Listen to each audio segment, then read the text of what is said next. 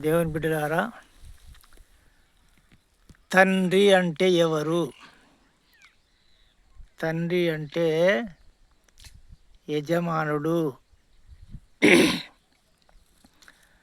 యజమానుడు అంటే భర్త లేక తండ్రి అని అర్థం. మరి యేషయా గ్రంథంలో ఒక వాక్యం ఉన్నది, సృష్టికర్త అయిన దేవుడు నీకు భర్త అయి ఉన్నాడు అని వాక్యం అక్కడ ఉన్నది. అంటే దేవుడే మనకు భర్త, తండ్రి, ఆధారభూతుడు, సమస్తాన్ని ఏలేవాడు. భర్త అంటే చాలామంది ప్రజలు వేరే చెడు ఆలోచిస్తారు, చెడుగా అర్థం చేసుకుంటారు. భర్త అంటే సంసారం చేసినోడే భర్త అని ప్రజలు అనుకుంటారు, అది తప్పు. భర్త అంటే యజమానుడు, ఏలేవాడు. సమస్తాన్ని, కుటుంబాన్ని మనం ఎట్లా చూసుకుంటాము, కుటుంబాన్ని బాగోగులు, పిల్లలను చూసుకుంటాము, భార్యను చూసుకుంటాడు. ఏలేవాడు అని అంటారు. కుటుంబాన్ని మంచి చెడ్డలన్నీ చూసుకునేవాడే యజమానుడు.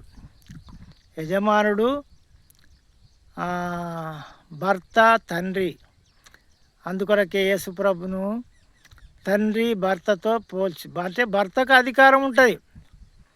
మళ్ళీ పిల్లలు అయినాక పిల్లల మీద కూడా భర్తకు తండ్రికి అధికారం ఉంటుంది. ఎందుకంటే వాళ్ళని సాదాలా, పోషించాలా, వాళ్ళని పెంచాలా, లగ్గాలు చేయాలా, మృతాలు చేయాలా, భారమైన బాధలైన కష్టాలైనా వాళ్ళ గురించి భరించాలా. నష్టాన్ని భరిస్తాడు, అప్పులైనా ఆయననే భరిస్తాడు.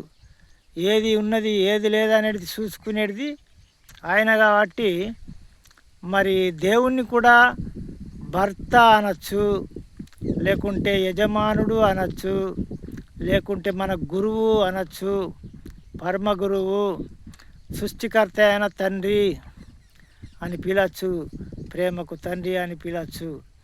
ఎలా పిలిచినా మన తండ్రి, సృష్టికర్త, పరిశుద్ధుడు. భర్త అంటే వేరే అర్థం చేసుకోవద్దు, చాలామంది అర్థం చేసుకుంటారు. అలాంటిగా ఏలేవాడిని భర్త అనొచ్చు, యజమానుడు అనొచ్చు, తండ్రి అనొచ్చు. కొద్ది మాటలు దేవుడు దీవించును గాక. ఆమేన్.